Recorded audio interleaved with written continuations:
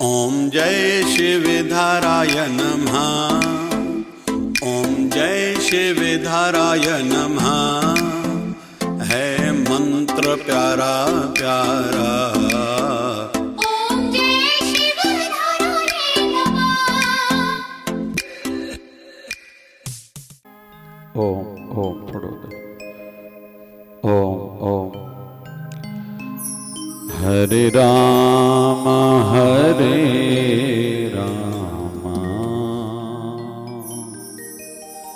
राम राम हरे हरे, हरे कृष्ण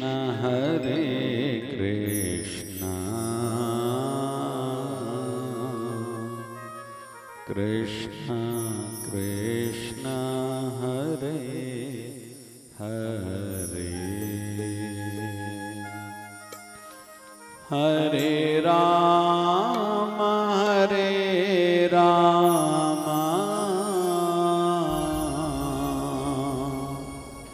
राम राम हरे हरे, हरे कृष्ण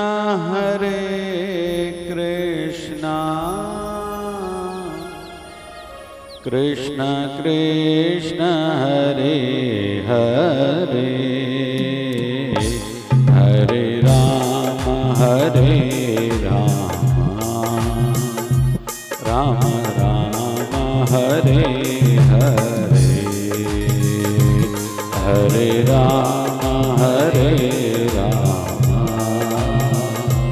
राम राम हरे हरे, हरे कृष्ण कृष्ण कृष्ण हरे हरे, ओम हरे कृष्ण कृष्ण कृष्ण कृष्ण हरे हरे, हरे राम राम राम हरे हरे, हरे राम राम राम हरे हरे, हरे कृष्ण कृष्ण कृष्ण हरे हरे, हरे कृष्ण कृष्ण कृष्ण हरे हरे। जैसे एक महापुरुष ने कहा है,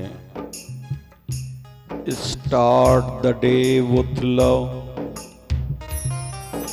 fill the day with love, end the day with love। दिन की शुरुआत प्रेम से करो, पूरा दिन प्रेममय बिताओ और दिन का अंत भी प्रेम से ही हो। एक दृष्टि से तो बहुत बढ़िया है, लेकिन आध्यात्मिक जगत में कहा जाता है, अपने दिन की शुरुआत भगवत नाम से करो। जित मुख नाम न बीच, जित मुख नाम न उचरे, बिन नावे रस खाए। नानक एवे जानिए, तित मुख थुक्का पाए। बाबा नानक की वाणी आती है, जो सवेरे उठते ही भगवत नाम न जप के ऐसे अपने मुंह में कुछ खाने की वस्तु डालता है, कुछ खाता है, ऐसे समझना चाहिए जैसे उसने अपने मुंह में खुद ही थूका है। तो दिन का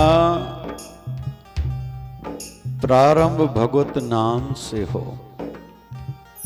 संत कबीर ने एक वाणी उच्चारण करी है। कहे कबीर सुनो री लोई, राम नाम बिन मुकत न होई। हे लोई सुन लो, राम नाम के सिवा तेरी मुक्ति होने वाली, मोक्ष होने वाला नहीं है। इसलिए भगवत भजन तो तुझे भी करना पड़ेगा। कहे कबीर निर्धन है सोई, जाके हृदय नाम न होई। संत कबीर की वाणी आती है, वो निर्धन है जिनके हृदय में हरि नाम नहीं है। उठत बैठत सोवत नाम, कहो नानक जन कहे सदकाम। जो हरि के भक्त हैं उनका उठना बैठना सोना जागना केवल भजन पर भक्ति पर आधारित होता है, और ऐसा होना भी चाहिए। तो सदैव खूब खूब नाम जप की आदत हो। हरे राम राम राम हरे हरे। जब हरे राम राम राम हरे हरे। हरे कृष्ण कृष्ण कृष्ण हरे हरे। हरे कृष्ण कृष्ण कृष्ण हरे हरे।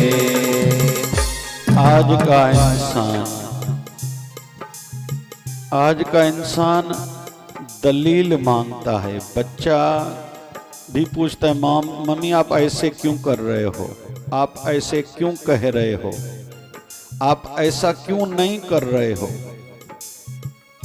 हालांकि होना तो ये चाहिए, ट्रस्ट से ब्लाइंड ट्रस्ट की ओर हमारी यात्रा होनी चाहिए, विश्वास से अंधविश्वास की ओर। केवल पूछते रहेंगे, केवल शंका करते रहेंगे तो प्राप्त कब करेंगे। दूसरी दृष्टि से कईयों को लगता है मैंने ये किया है, ये किया है, ये दिया है, ये दिया है, मैंने समय दिया है, मैंने थोड़ा संपत्ति में से कुछ निकाला है भगवान के नाम से, धर्म के नाम से। लेकिन हम कभी अपने आप पर चिंतन करेंगे ना, हमें जितना प्राप्त हुआ है ना उसके तुल्य हमने दिया बहुत थोड़ा है। हमें प्राप्त इतना कुछ हुआ है, अंतर यह है दुनिया वाले कुछ देकर जता देते हैं, फिर बता देते हैं, फिर थोड़ा और करने के बाद थक जाते हैं, फिर रुक जाते हैं। परमात्मा देता है, देने के बाद जताता नहीं। गुरुदेव किसी को फिर बताते नहीं, देते हैं, जताते नहीं, बताते नहीं, फिर थकते भी नहीं। देंदा दे लेंदे थक पाए, थकते नहीं। फिर जितनी बार मांगो, जो मांगो उसी समय फिर मिलना शुरू हो जाता है। फिर हाँ, इसमें दो मत नहीं है। माँ अगर बच्चे को माचिस मांगने पर नहीं देती है, बच्चे को लगता है मेरी मम्मी मुझसे प्रेम नहीं करती है, लेकिन वो उसके प्रेम वश ही उसको माचिस या चाकू हाथ में नहीं देती, कहीं वो खुद का नुकसान न कर दे। भगवान अगर हमारी, गुरुदेव हमारी कोई प्रार्थना नहीं स्वीकारते हैं, हमें लगता है कि शायद वो नहीं सुनते। या यहाँ हमारा काम होने वाला नहीं है। कहीं तो भी ये भी ध्यान में रखना होगा, या तो समय ठीक नहीं होगा, और ठीक हो समय आने पर वो खुद ही कर देते हैं। तो शंका नहीं मन में रखें, श्रद्धा को आयु बढ़ने के साथ बढ़ाने से प्राप्ति और ज्यादा होती जाती है। धन्य भगत को पत्थर में से भगवान का दर्शन हुआ। और एक उदाहरण आता है महाभारत ग्रंथ में, युधिष्ठिर महाराज का एक भाव था कि पीला वस्त्र जो भी है, कथा जहां भी भगवान श्री कृष्ण की भागवत महापुराण की होती, तो जिस दिन भगवान श्री कृष्ण के अवतरण का दिन रहता है, तो एक दिन कथा व्यास कह देते हैं कल पीले कलर की ड्रेस हर कोई पहन के आए। क्यों? क्योंकि ठाकुर जी पीतांबरी जो पहनते हैं वो पीले कलर की पहनते हैं। भक्ति का रंग माना जाता है लाल, भक्ति का कलर लाल है। हमारे जो 7 चक्र है ना, इसके भी अलग अलग कलर हैं। जिनको जल्दी प्रभु प्राप्ति करनी है तो उनको थोड़ा थोड़ा इन दिशाओं में थोड़ा ध्यान देना होगा।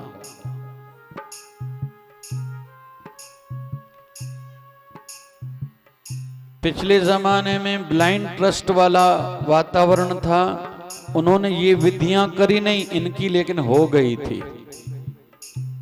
आज लॉजिक वाला युग है, हर कोई चारों दिशाओं में, हर बच्चा मोबाइल को लेके हर बात पर अपना कमेंट्स देता है, विचार बना रहा है धीरे धीरे।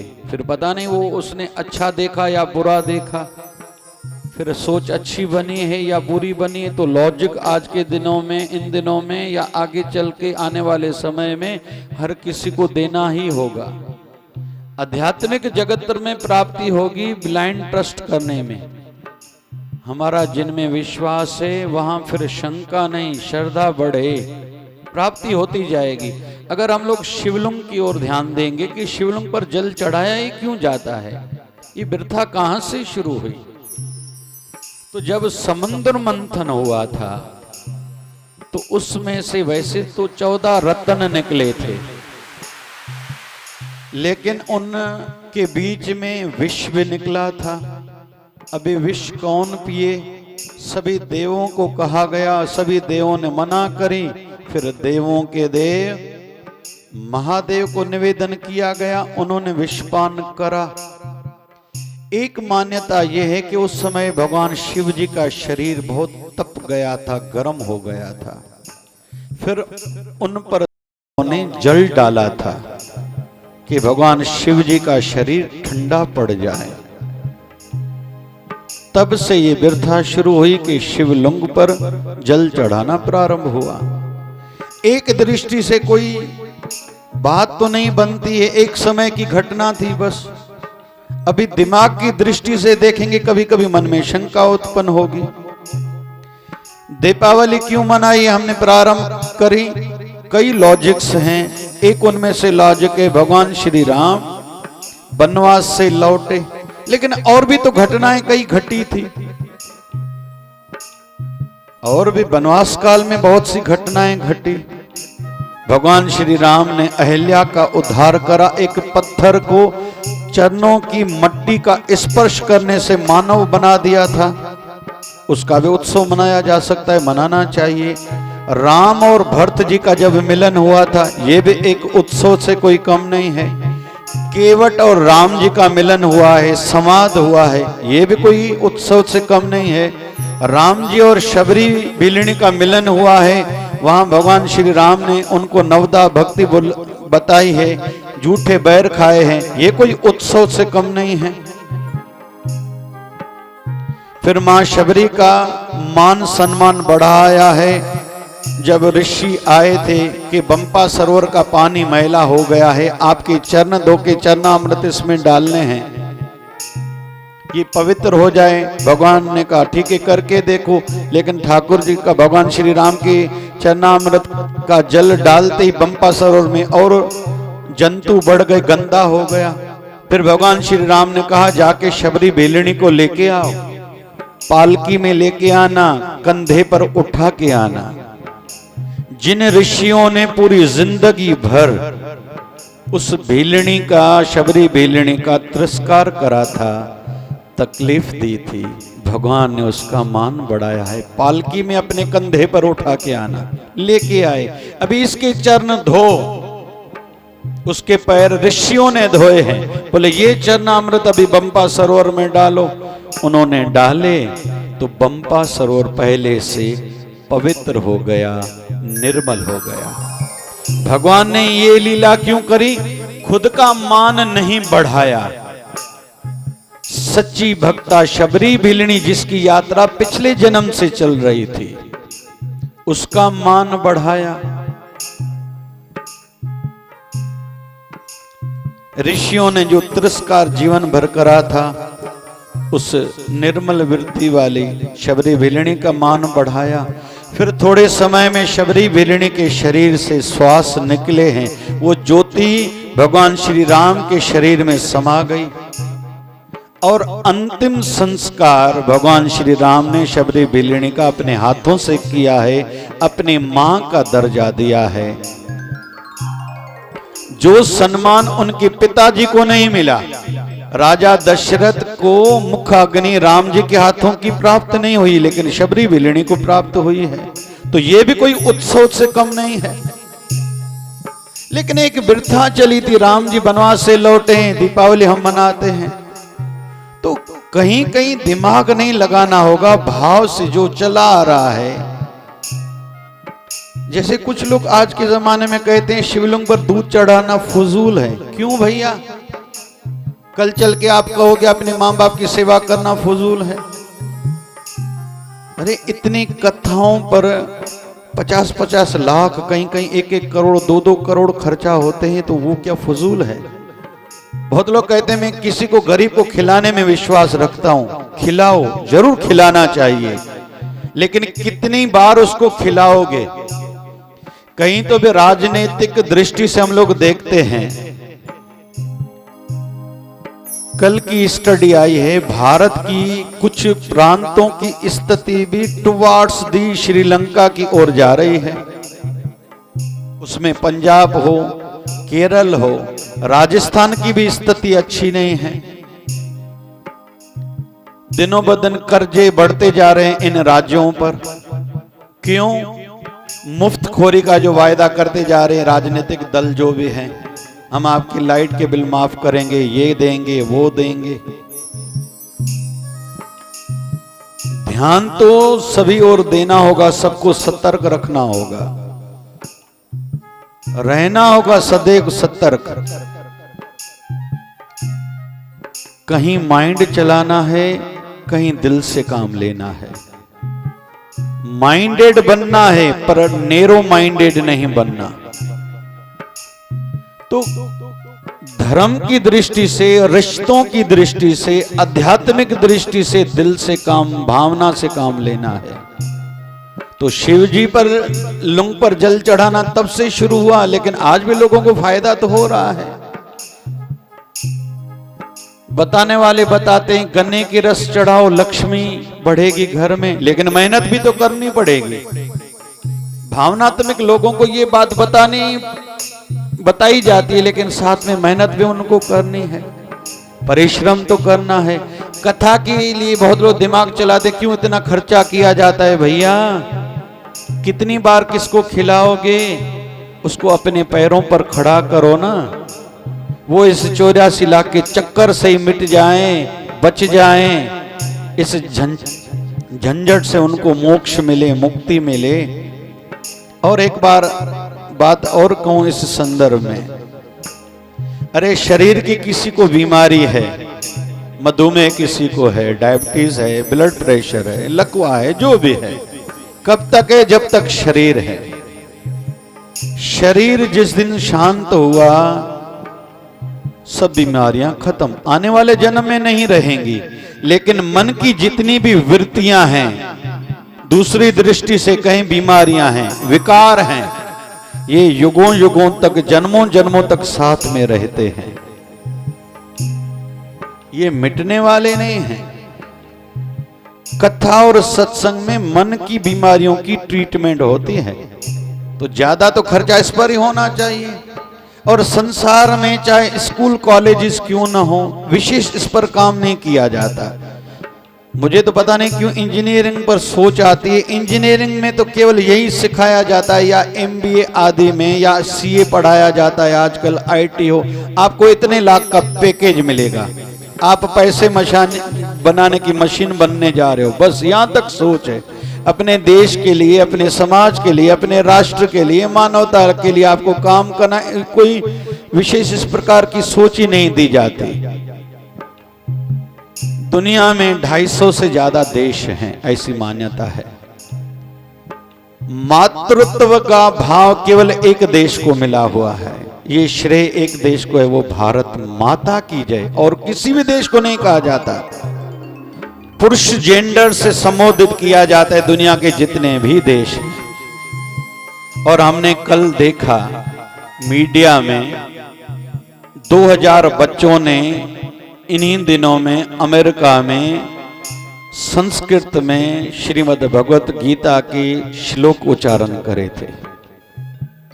बहुत वायरल हुआ ये सोशल मीडिया पर और इलेक्ट्रॉनिक मीडिया पर। तो श्रेय तो भारतीय संस्कृति पर है। तो कहने का अर्थ यह है कि सब जगह दिमाग लगाएंगे, दिल से काम नहीं लेंगे, तो एक तो सदैव चिंतित वो लोग रहते हैं, टेंशन में ही रहेंगे जो केवल दिमाग से सोचते हैं, केवल मुझे फायदा इसमें क्या मिलने वाला है, भाव नहीं जगाते और भावना को बढ़ाते नहीं हैं। अभी हमने इन दिनों में, कल भी हमने महाराष्ट्र सरकार की ओर से जो 17 अगस्त को कहा गया था 11 बजे राष्ट्रगान गाना, हमने गाया आश्रम में। या जो फ्लैगिंग करी थी इन दिनों में, घर घर तिरंगा, हर घर तिरंगा, तो दिमाग की दृष्टि से क्या होने वाला है इससे। या कोरोना काल शुरू हुआ तो भारत सरकार की ओर से कहा गया था कुछ न कुछ आपके घर में ज्यादा नहीं तो एक थाली एक चम्मच लेके टिक टिक करना। ये सद्भाव का प्रतीक था। एक दूसरे के साथ हम लोग जुड़े हुए हैं। कहीं तो भी जो स्वास्थ्य कर्मचारी थे उनको उत्साह का भाव था, तो यहां ये भावना की बात थी, कोई दिमाग की बात तो नहीं थी। तो आध्यात्मिक जगत है ही भाव का जगत। जितना भाव ऊंचा होगा उतनी प्राप्ति ज्यादा होगी, और जिन्होंने भाव बढ़ाया है उनको ही प्राप्ति हुई है। तो मिलके सभी कीर्तन करेंगे, हरे राम राम राम हरे हरे, हरे राम राम राम हरे हरे, हरे कृष्ण कृष्ण कृष्ण हरे हरे, हरे कृष्ण कृष्ण कृष्ण हरे हरे, हरे राम राम राम हरे हरे, हरे राम राम राम हरे हरे। बोलिए सत्य सनातन धर्म की जय, बोलिए लक्ष्मी नारायण भगवान की जय, शिव राम कृष्ण भगवान की जय, बोले अम्बे मात की जय, आयो लाल ताड़ी हो जाए सभी बोलिए सतगुरु स्वामी शिव भजन जी महाराज की जय, बोलिए शिव धारा वाले साहिब की जय। आपके श्री चरणों में उम्र कट जाए सारी। ओम जय शिवधाराय नमः। ओम जय शिवधाराय नमः। है मंत्र प्यारा प्यारा। ओम जय शिवधाराय नमः।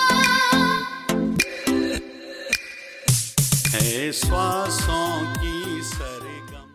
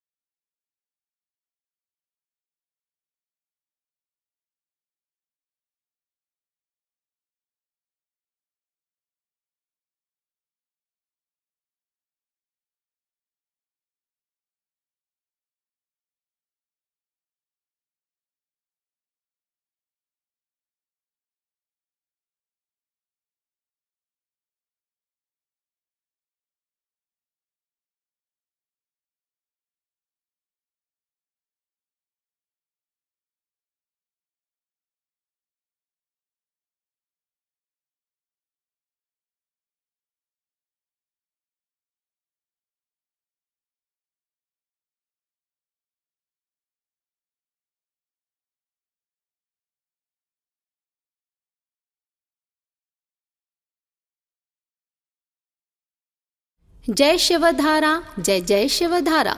हमारी शिवधारा मिशन फाउंडेशन यह एक आध्यात्मिक एवं सेवाभावी संस्था है जिसके संस्थापक परम पूज्य संत श्री डॉक्टर संतोष जी महाराज हैं, जो एक कर्मयोगी संत हैं, जिनके माध्यम से व मार्गदर्शन में अनेक प्रकार के सेवा कार्य होते हैं, जैसे सामूहिक जनेऊ पवित्र संस्कार, सामूहिक विवाह, निशुल्क स्वास्थ्य जांच शिविर।